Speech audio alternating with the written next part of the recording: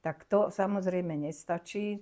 K tomu už potom treba pristúpiť k užívaniu nutraceutík, to hovoríme, a nie výživové doplnky, pretože to je vlastne zložka potravy, ktorá ale nemá výživnú hodnotu, ale liečebnú hodnotu. No a k tomu to patrí aj, teda tento názov patrí aj pre sulforafan. Ale čo je dôležité, musí tam byť súčasne v tej kapsuli aj enzym myrozináza. Tak ako som hovorila, že bez toho sa neuvoľní ten sulforafan z tej potraviny.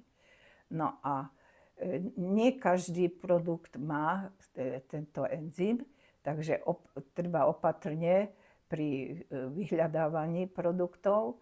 No a potom liečebná dávka je 2 kapsule denne, 1 ráno, 1 večer, pretože sulforafan, keď tú kapsulu skonzumujeme, sulforafan sa dostane až do tenkého čreva a tam myrozináza ho uvoľní z tej viazanej formy a dostáva sa do tela a za 20 hodín vydrží hladina sulforafanu v krvi a za hodinu už je v krvi.